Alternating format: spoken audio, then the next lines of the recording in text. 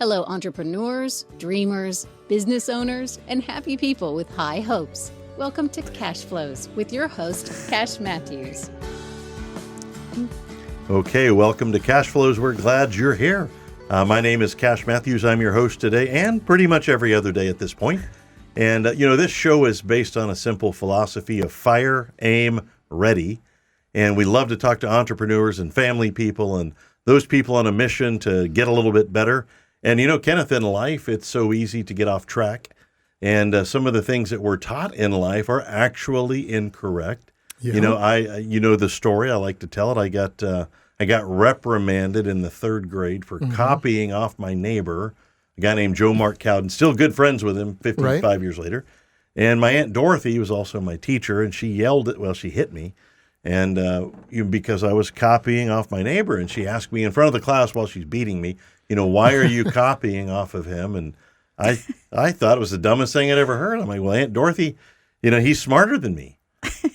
Like I thought it was, I thought it was obvious, but it wasn't obvious. But we found out in life that it's okay to copy off your neighbor.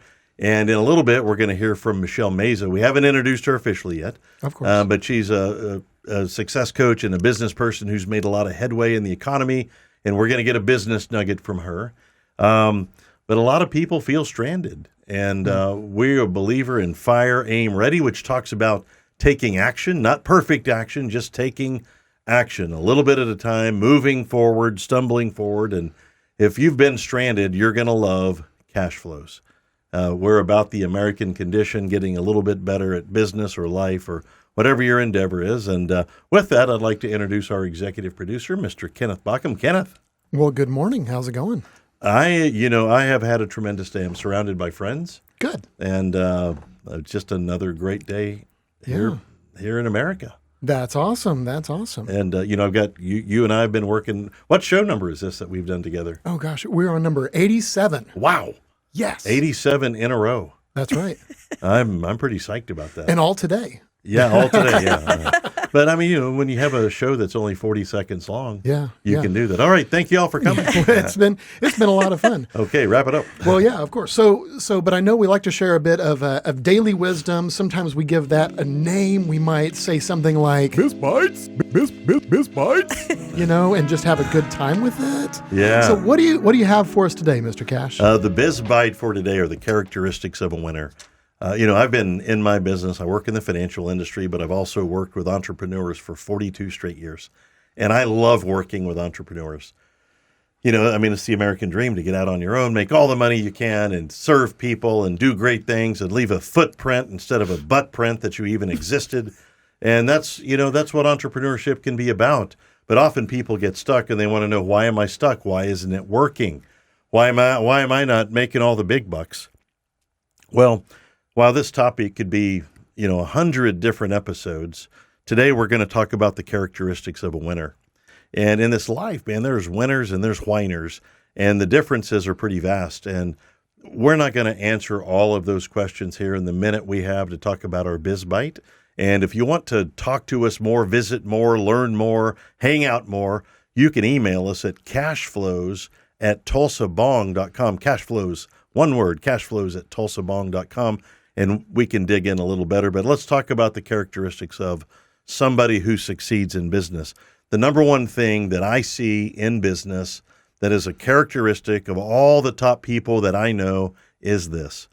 They take responsibility. They are responsible for themselves. They're not blaming anybody. They aren't looking to the government or their mama or anybody else to fix their deal. They recognize when you're 18 years old and one day, it ain't anybody's fault but yours, and then your proving ground begins on that day. So self-responsibility, Kenneth, is the number one attribute of somebody that I would call, a winner at business. And that doesn't make them a winner at life. There are other things that go into that, but to win at business, you've got to be self-responsible. A lot of people talk about this thing called beast mode. You ever been in the beast mode? I'm a beast. I'm a beast. Meow. Hear me roar. Yeah, I'm roaring there.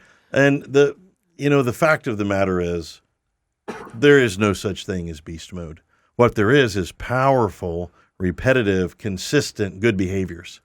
Those are the things that win. It's not going beast mode for a week. It's like those people that, January 1 rolls around and like, I'm losing 50 pounds and they have carrots for lunch. And then they're like, yeah, I'm beast mode on the carrots.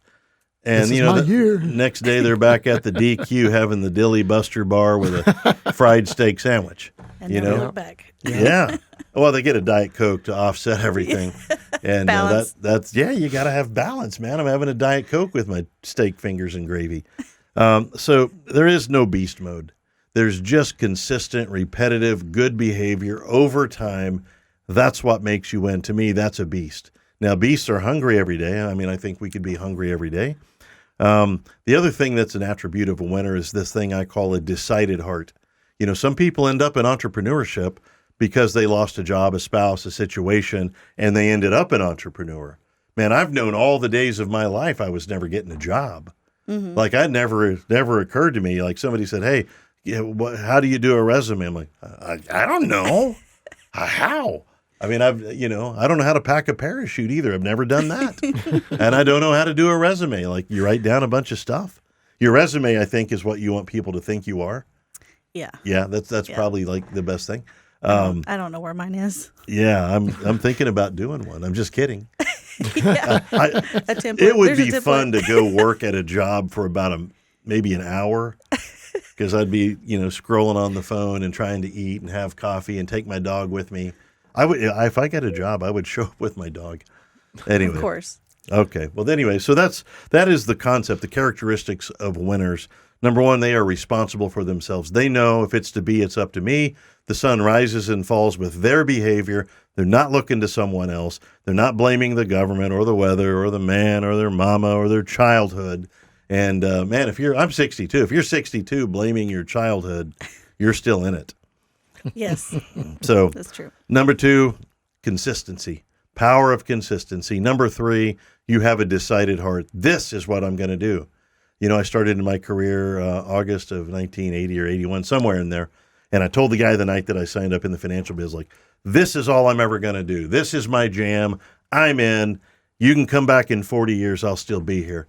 And he kind of smiled politely at me. And he's like, everybody kind of says that, right? Yeah. August 15th was 42 years. Wow. Yeah. Still here. Thank you, amazing.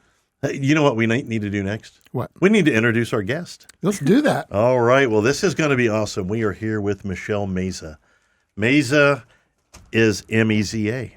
Yes. And I've wrote it down twice, M-E-S-A and M-A-Z-E-A. Yeah, and, it's not table in Spanish.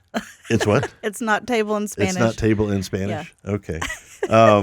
We're here with Michele Meza, and we're going to have you say the name of your corporation, your company that you work under. Okay. Luksi. Yeah, Luksi Coaching and Consulting. And what is your website?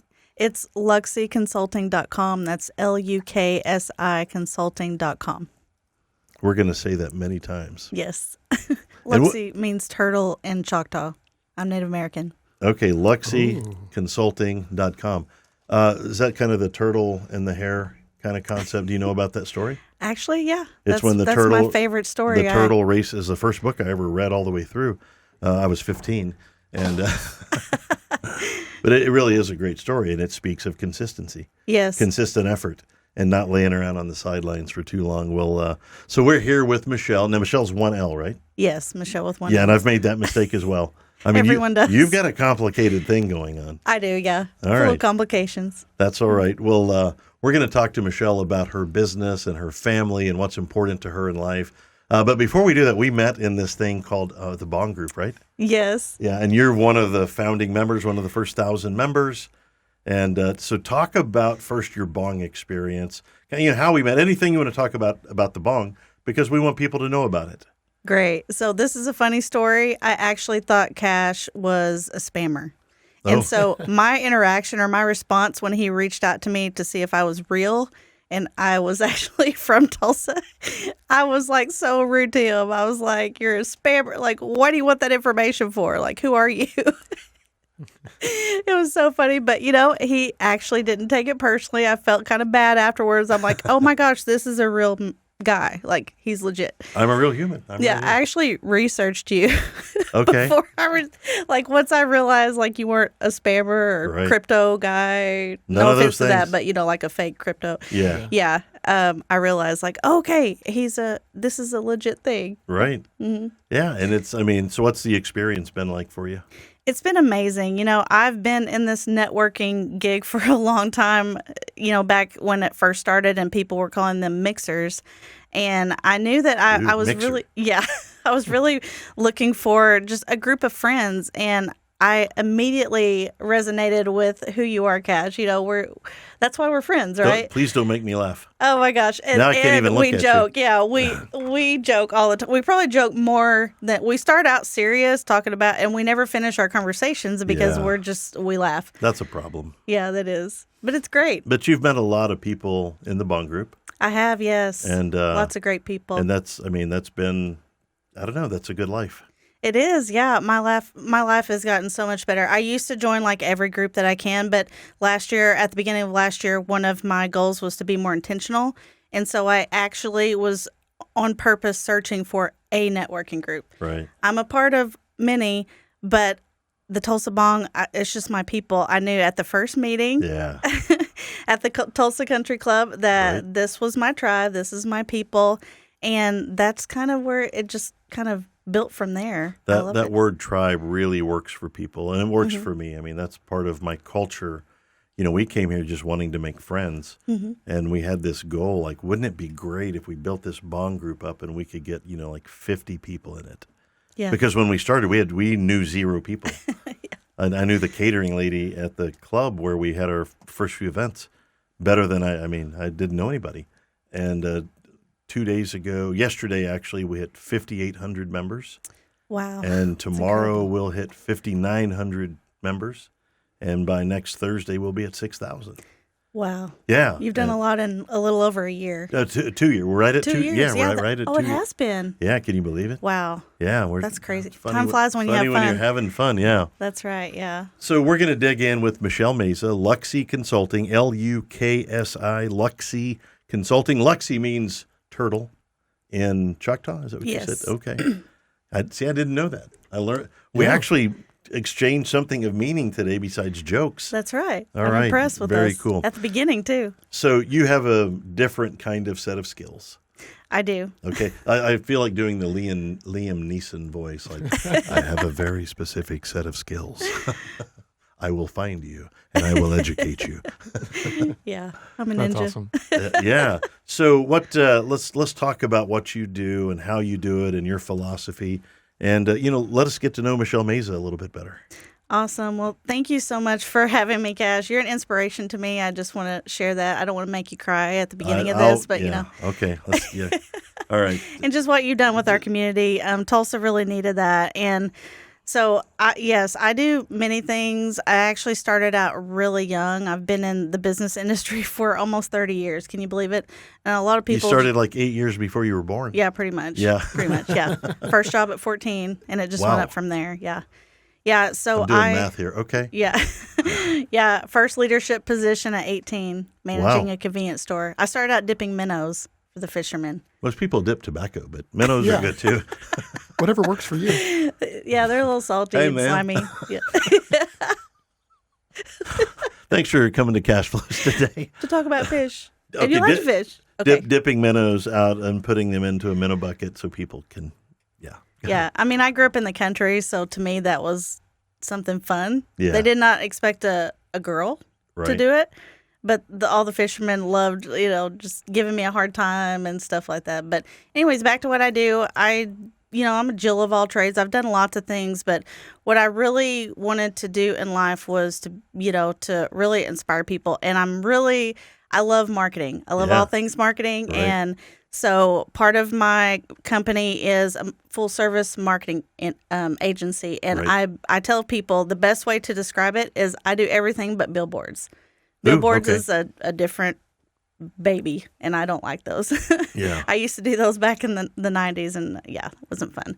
The other part of it is besides like business consulting, I don't really advertise that. That's more like the corporations and the bigger like leadership programs and stuff for CEOs and C-suite people and compliance, things like that. But the other people side of it, besides marketing, is I am a certified mindset and business coach. Wow. So I help people transform their minds, right? Because we are, as far as our mindset goes, our thoughts become who we are. And then people, like we talked about earlier, they need coaching. They need a guide and a partner to walk them through the entrepreneurship I journey. think that's one of the, when we talk about the attributes of a winner, I think all of those things I mentioned are really subsets of their mindset. Yeah. If you think, hey, I'm responsible for my own well-being, that's your mindset. It's a subset of what you're talking about. So, this absolutely ties in together that, those are the attributes of a winner. And, if you want to go from whiner to winner, you want to talk with somebody like Michele to really work on your brain. Yes, yeah, it's very very cool. interesting. Yeah, and there's two pieces to that. So I work with people, specifically entrepreneurs, about really reversing their irrational thought process, because it's, we have over 25,000 thoughts in a day, and most of those are negative. And we wake up and sometimes we are negative, and we overthink the process, and that can actually be fixed and reversed. And a lot of people don't realize that. The other side is, okay, what do we do once we fix those thoughts and become, okay, it's not really as bad as it seems? How do we manage our emotions? And so emotional intelligence comes into play with that, and that's what I do. So how does somebody engage you? Like, are those sit-down sessions? Do you work online? Do you work in person? What's the best way for somebody to work on mindset with you? I've learned over the last 3 years that people in that particular coaching, it's a very intimate setting. So a lot of those I do with just individual coaching.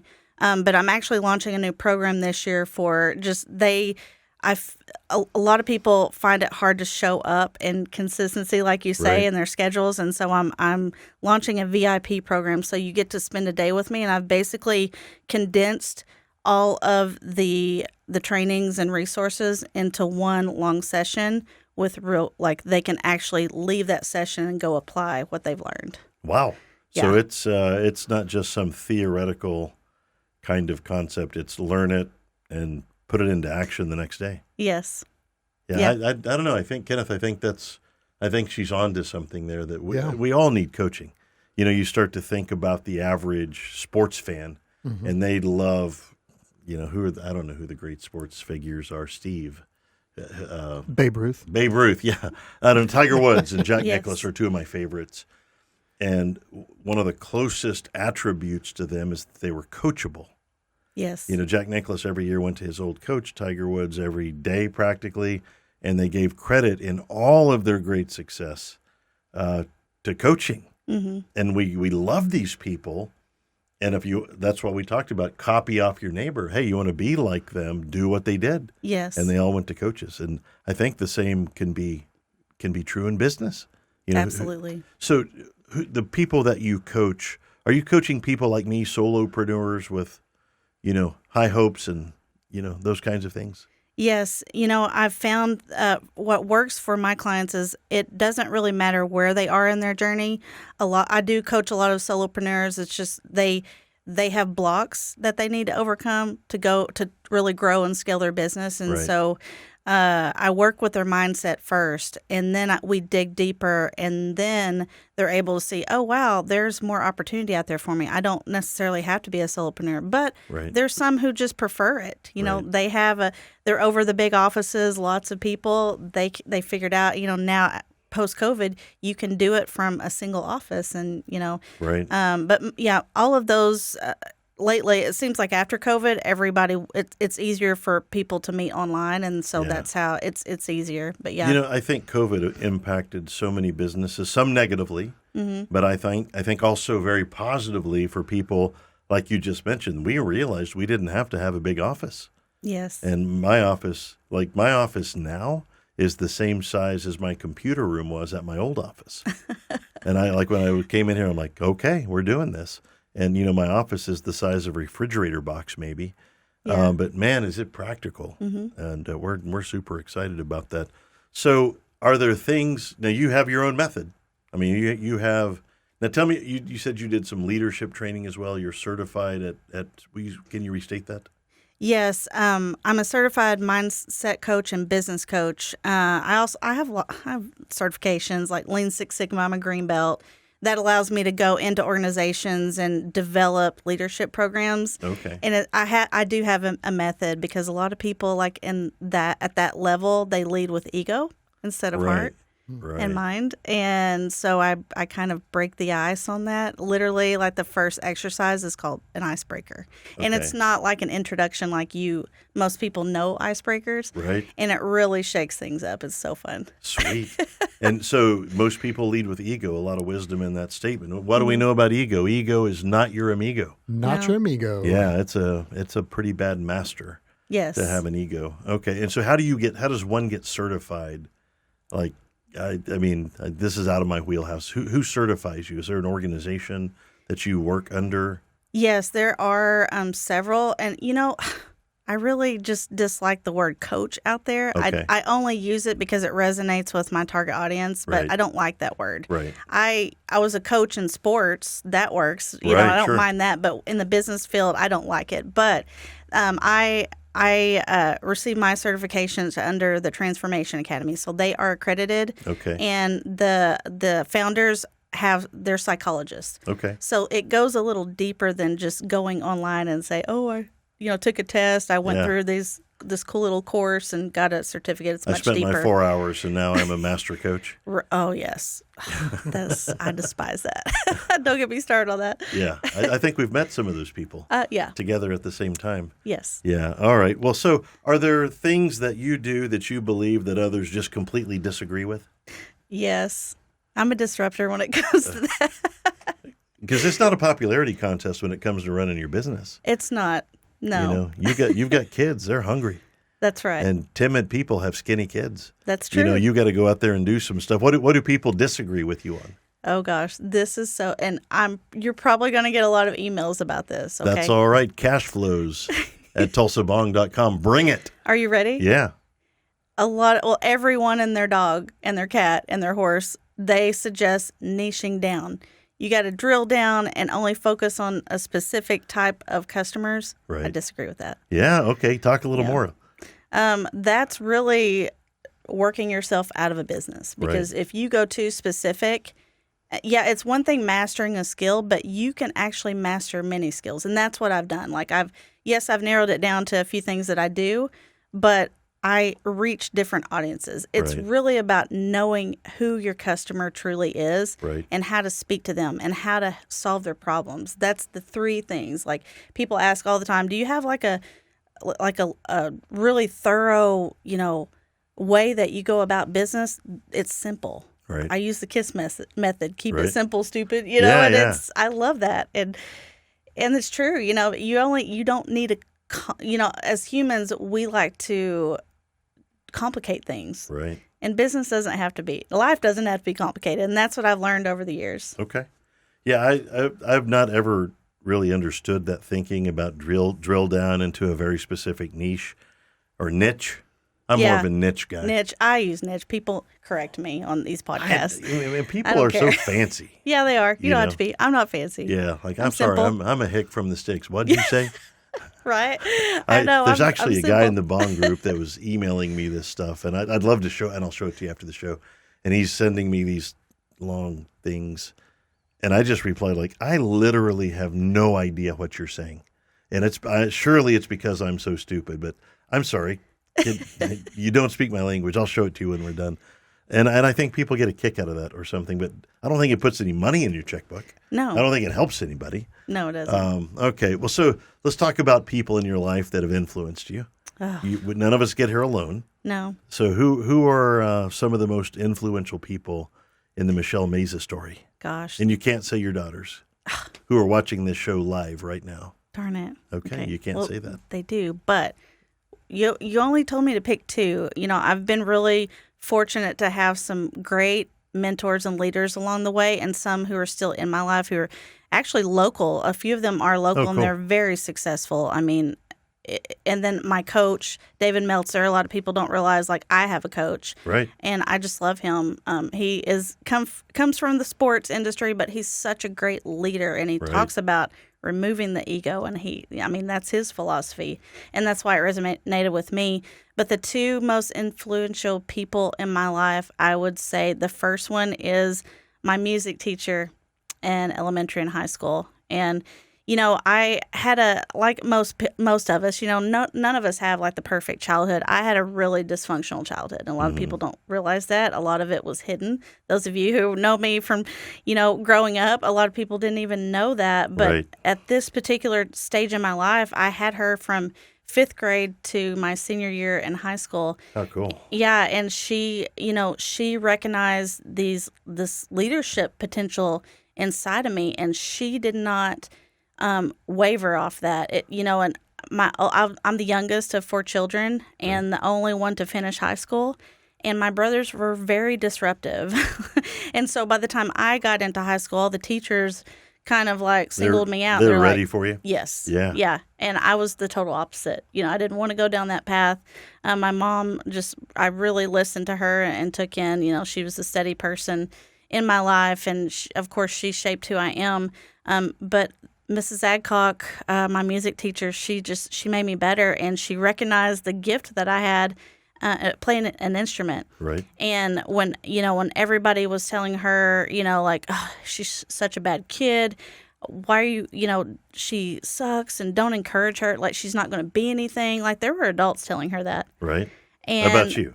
Yeah. But she didn't listen. Ha! I know. Who would have thought? And she gave me an opportunity to have a solo part back then. This will age me a little bit, but Titanic was like the big, it was big back in the 90s, right. And she gave me the solo part. Oh, and wow. She, like as a singer?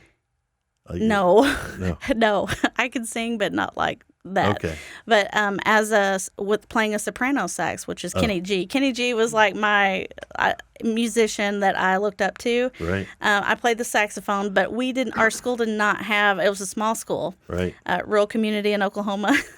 And nobody, I don't know if she got a grant. I don't know how she was able to get this soprano saxophone into our school system, but she specifically got approval and taught me how to play it, and had me play the solo part for the Titanic for our concert. And we actually took it to district and state, and we won with that ensemble. So wow. Yeah, that really changed the trajectory of who I saw myself as. Right.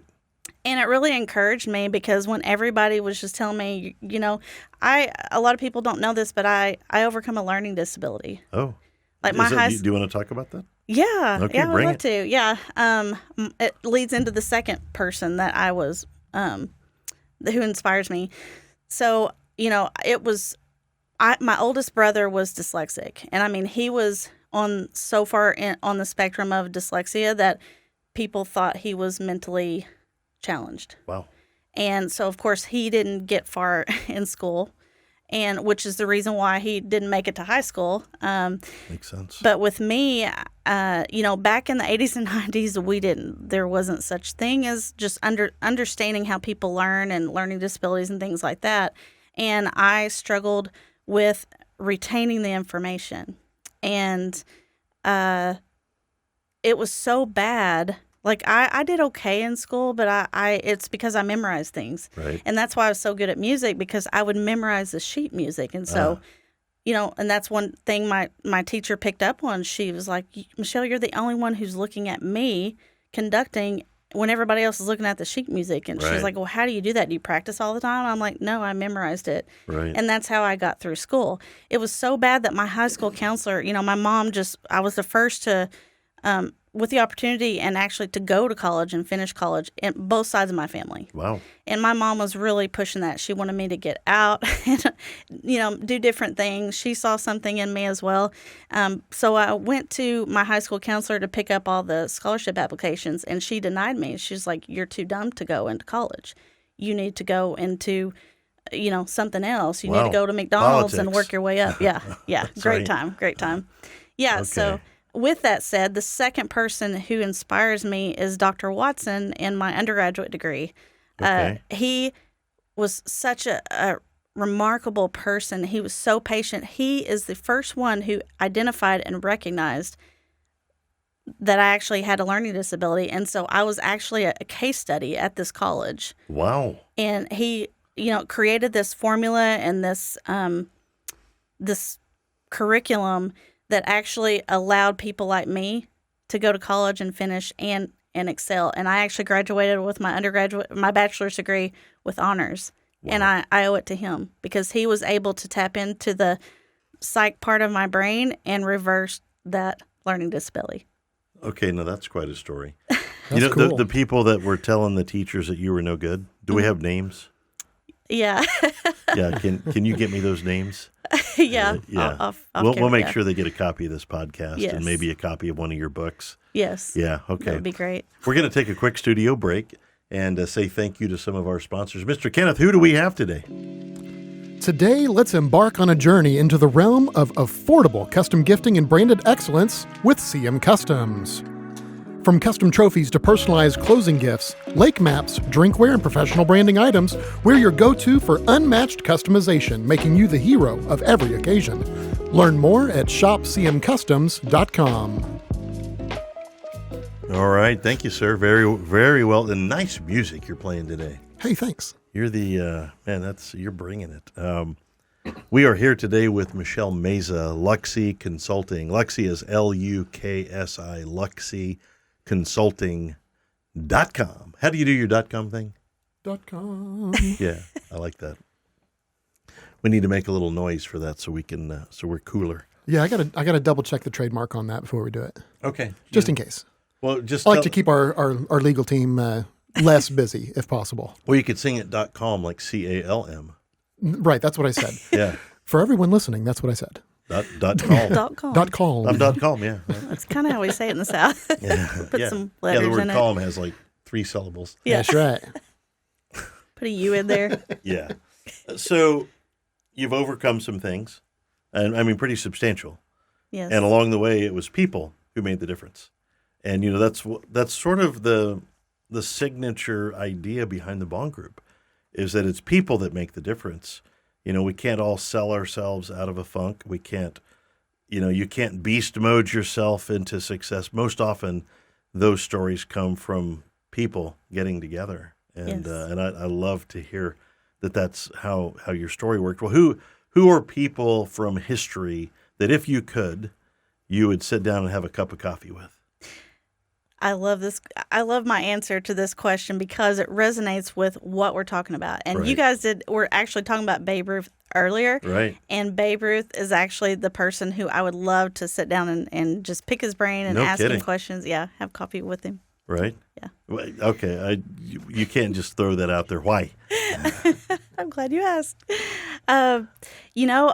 I grew up, with all boys. Like, I was literally the only girl. And, of course, we played baseball or co-ed, softball, things like that. I was in softball. And so Babe Ruth was an inspiration to me. He was like, oh, wow, like he was really good at something. And I didn't want to be him, but I was like, okay, I need to master my skill. I need to get better. I didn't want to go to the big leagues, but I just wanted to get better at who I was. But the more I understood him and researched him and learned about him, I realized that he resonated with me in many ways. Right. And, like myself, he had a really rough childhood, which got him into lots of trouble. And it's just so ironic how him being sent to an all-boys Catholic school, and he was forced to be a shirt maker, but he actually picked up baseball. And he was naturally good at it at the first time he stepped up to it. Wow. And I thought that was so interesting. But really, what I really want to know is, like, what his mindset was. Like, if I could ask him 2 questions, the first one would be, like, how did you go from being a thief and realizing, like, you didn't really have a future to being on a professional baseball league? Like, how did your mindset transform into that? 2, you would think, all of his quotes are around not giving up and overcoming fear. Right. So you wouldn't think, you would assume like he is naturally good at it, right? He literally set records every time he stepped up to the plate. Yeah. And he was a rule breaker, which I love that because I don't like to follow rules. Right. And, you know, I just wonder, like, where did you come up with those things to say if you were so good at what you did and so confident and it came easy to him? Right. Well, you know, he was not only the home run king for a long time, undisputed, but he was also the strikeout king. Yes. And I think there's a lesson not in the successes, but in he had more failures than successes. Agreed. He struck out way more time than he hit one over the wall. Yeah. and yet here we are, you know, many years later, still talking of him. And you know, they'll talk about your successes if you make it count. And one of the two greats. Who's your other? The other, Abe Lincoln. Yeah. Yeah, I think he was a great leader. He was kind of like a little rebel back in the day. He just, you know, went down his own path, and he didn't let other people tell him what to do or really persuade him into doing other things than what he should do with for the people. And to me, that's a sign of a winner.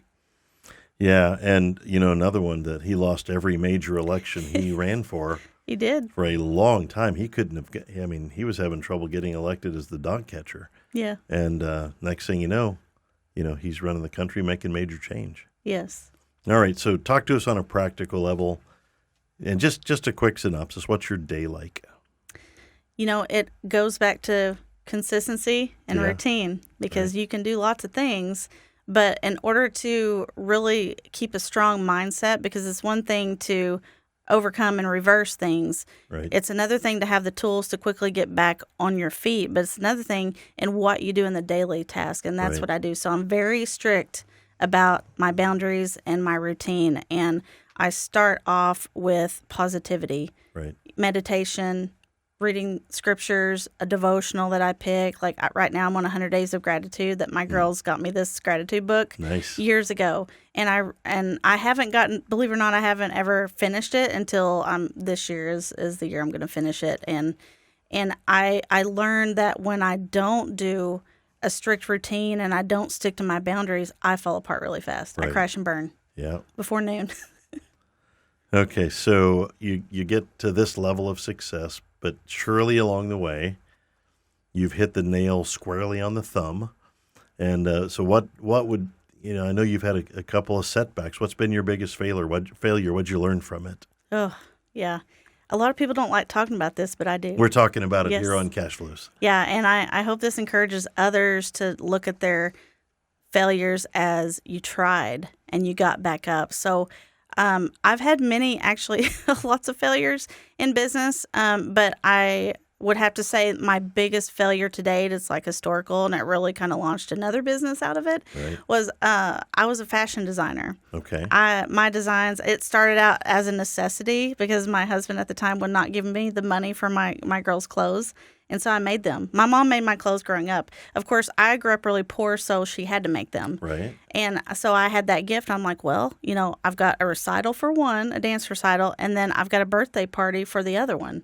And then I had a stepdaughter who was the same age as my oldest daughter, and I had to quickly figure it out. So I made their outfits, and then it just kind of grew from there. Wow. Next thing you know, I was dragging an ice chest, an ice chest, with my designs. I had labels made and everything. I mean, you wouldn't think they would be in an ice chest, but that's all I had at the time. Right. Literally went to every show that I could find locally. And it took one person who saw an advertisement. It was a mall advertisement. I actually put on a fashion show with a friend of mine, and I do a lot of volunteer work. A lot of people don't know this. I'm just quiet about it. But I lived in an urban area, Tucson, Arizona at the time, and there was a South Tucson. There's just lots of kids without pencils, and the teachers could not afford. They lost their budget that year. They could not afford even pencils and paper for the kids to actually do their work. So That's no good. I'm a problem solver. So I rallied the troops, and I talked to these people at this really fancy mall to let me have a fashion show for free, and had a fundraiser. And I actually had to call the school district to actually bring a bus because my box was overflowing. Like Wow. it was like they started to put supplies around the stage. It was like crazy. But so one person who I guess saw that advertisement, I don't know, on the news, was actually a buyer from Zulily, and she called me and she's like, "We want your designs." And I'm like, okay. And so I debuted on Zulily, sold out within minutes, ended up, setting records. And then the buyer from Dillard's in Texas, corporate, was actually, I guess they have a network that they do. And they got a hold of me and they're like, "We want you to design," because I was into bridal too. I was making flower girl gowns. Wow. And they were like, "We want you to design a bridal line and a ready-to-wear line for school clothes." And I was like, okay. Wait, are we talking about your biggest failure here? Oh, yes. Okay. Yeah. I crashed and burned. Ready for it? Okay. Okay. So here I was, like, really excited. At the time, I had, barely survived a divorce. I was a single mom with 2 little kids. My mom had moved in with me to help me because I couldn't keep a job, a W-2, and get my kids to school and daycare. It was just a hot mess, and I was a hot mess at the time. But I was determined, like Babe Ruth was, Right. that even though the odds were stacked against me, I don't quit. And so here I was traveling to Dallas Fashion District, found some really talented seamstresses in a shop down there who I taught them the certain things, how I stitch and everything. And they're like, "Yeah, we can mass produce it." And literally, are you ready for it? I'm ready. I still have a clothing line on, like, in the middle of production because I ran out of money. And then I ran out of, I didn't think about where to store, like distribution, like where to store Right. things, because you have to pre-make them a year ahead of time for Right. retail. A lot of people don't realize that. So I ran out of money. And so That's it? I lost. Okay. Yeah. I had one outfit in Dillard's on display, and then they had to pull it because I couldn't produce. Oh my gosh. They wanted it in 25 stores. Yeah. So, Wow. yeah. And I couldn't find access to funding. Lack of funding. Okay, so you got whacked. Yeah, I did. Yeah. Yeah. And that was a hard hit. What'd you learn from that? Well, it's funny because even though I have a degree in marketing, a degree in entrepreneurship, not business administration, none of that prepares you for how it really is in the business industry. Right. And strategy is what I learned. Right. So I became obsessed with strategy. And that's a big, huge reason why I talk about strategy every time someone refers me and tags me. And that's why I start talking about strategy first, because I didn't have one. Right. And if I had one, I would have succeeded. I would have overcome that. So did you always want to be an entrepreneur? And you're an author as well. I mean, those, just as a reminder, those people at your school, they were wrong. Yeah. Okay, just in case anybody's not clear about that, they were wrong. Yes. And I can't wait for you to give me that list of people. There's a lot. Well, you know It's a what? long list. Maybe we'll just buy a bunch of your books and mail them out. Yeah. Belated Christmas gift. Yeah, or a July 1st gift or something. I think April Fool's. think we need to do that. But did you always want to be an entrepreneur and an author and those things? I mean, is that how you saw it happening? Entrepreneur, yes. From I started my first business, car detailing, excuse me, at the age of 16. Okay. Yeah, I was obsessed with cars. I'm a car fanatic. Okay, so you didn't know that. Yes, and I worked, since I was 14. Right. My parents couldn't and wouldn't pay for me a car, so I've bought all my cars. Right. And I was very particular about this bright electric royal blue's my favorite color, Mustang that I bought for my senior year from the factory. I was so excited I got to pick it out. I kept it immaculate, and I noticed that people around town, especially the elders, struggled with keeping their cars clean. And so I just literally started going around the neighborhood. And it was a small town, so everyone knew who I was. And I just started saying, "Hey, can I clean your cars?" And then I realized I needed help, so I went into business or a partnership with a guy who was in my on my band team, in band with me. And that's what he played the trumpet, and I played the sax. And then when we weren't doing that, and I wasn't in sports and cheering, we were detailing cars. That's, a lot of A lot of the cheerleaders detail cars for a business in high school. I mean, that's pretty normal, right? Yeah, pretty normal. I was always kind of odd, but I didn't think anything Yeah, of it. but that's the good kind of odd. Yeah. So talk to us about a productivity hack. Like, is there a thing? Because I've got a bunch that I use, but you learn them over time. Is there a productivity hack for entrepreneurs Yes. that you think is relevant? Come on, give us a good one here. It's easy. It's simple. Time blocking. Ooh, okay. You literally block out time on your schedule and actually put it on your schedule, and you tie it to a task. So I adopted that from Atomic Habits, and I recommend that. That's a great book. Yes, that really changed the way how I run my business and I run myself. Right. And that really sets the tone, and it really teaches me discipline. Yeah. Because I won't work on a task if it's not in that time block. Right. Yeah. Wow. Time blocking. And, I think that's something that, you ought to hold a class on that because a lot of people talk about it. Mm-hmm. I don't know many people who do it successfully. They speak of it. I mean, it's like me going, I really love bench press. Oh, yes. And I know how to do it. I love a good bench press. Therefore, I am great at bench press. Just one. Yeah, I do bench nap. It's a technique. Okay. Yeah. So I do something similar. Like for years I've blocked out 6 a.m. to 10 a.m. That's just my time. Mm-hmm. And whatever I want to do with it, if I want to, play with the dogs or go for a walk or work out or read, I mean, I have to block out the first part of the day for me and my family because nothing else makes sense after that. No. And you do that for each individual task as well. Like on this day, I'm going to call clients from 3 to 5. I mean, that's time blocking. Yes. I mean, that's pretty simple though. It is, and I've incorporated a day of rest from that time blocking because I realized that it increased my productivity and I was able to get things done versus working 7 days a week, and I'm so much more productive when I have that day of rest. Yeah, if you give yourself 60 hours a week to complete something, you'll take it. Yes, If you give yourself 30 hours a week to take care of it, you'll also take care of it, but that leaves you 30 hours to actually have a life. Yes. Okay, final question, then we're going to do a golden nugget. So what's the most important lesson you've learned in your career?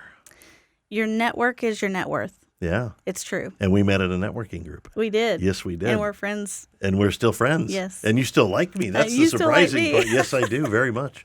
And I like your family. You have a wonderful family. I feel the same about yours. It's just joyful to watch. So your network is your net worth. And who you hang around is important. Yes. Right. Yeah. You know that old saying? I actually created a reel. I had a lot to say that day. It was a long reel that I made, but I don't care. The old saying is true. Like, bad company destroys good moral behavior. But also, if you hang around the 5 people, let's say, who are into mischievous things, you become the 6th. Yeah. And I truly believe that. I've tested that when I was younger, Right. and I see it happen. I'm up for some hijinks and mischievous, but I am not up for lazy, slothful, blaming, No. lazy, that's, boy, I'm 62 years old and I'll still outwork about everybody I know. Same. And because I like it. Yeah. Like, how tough is that? All right, We're with Michele Meza, LuksiConsulting.com, and Michele Meza is about to hit us with a golden building block. Do you want to do your building block sound? With the building block? Well, or your business bites? Yeah, let's. Biz bites? Do your. Biz bites? There we go. Okay. All right. Michele Meza, what have you? Well, a winner doesn't quit. Yeah. A champion never stops. Right. A winner doesn't quit. And if you're a quitter, you should quit quitting. That's right. Give it up. Quit quitting. You should stop quitting so often. And quitting, I mean, it's not going to get you there any quicker if you're going to change your mind that's one of our things about being a champion. Yes. You have a decided heart. That's and right. the word decide means to cut off all other possibilities. And once you've decided, things begin to happen. The universe opens up to you. That's right. Don't talk about it. Be about it. Ooh. I have a sign in my bathroom that says, say little, do much. That's right. And I live by that. All right. Well, I think we have a wrap for today. All right. We want to thank our sponsors and our guest, Michele Meza with LuksiConsulting.com. And we're glad to be here. You know, our goal is just to move along the food chain a little bit each day, locked arm in arm. Feel like we're just kind of all walking each other home from school, you know? Yeah. And life can be tough and tricky, and that's why it's important to reach out, find a concept or a person you can copy off, and we hope that Cashflows is part of that for you. To our friends who continue to click our links and like on us and keep on showing up in our world, we thank you genuinely. And today, let's do this. Let's be nice to each other. Let's do the right thing for our family and make good decisions. And here's one. Today, let's forgive somebody who absolutely does not deserve it. Ooh. Because forgiveness is not about them. It is about you and these chains that you've wrapped around your body, and you can't figure out why it's tough to float. Forgiveness is about you and letting go so that you can move forward. And with that, we want to say thank you for being at Cashflows. And this show is about you, and we're glad you're here. That's our show for today. Stay tuned for another riveting edition of Cashflows.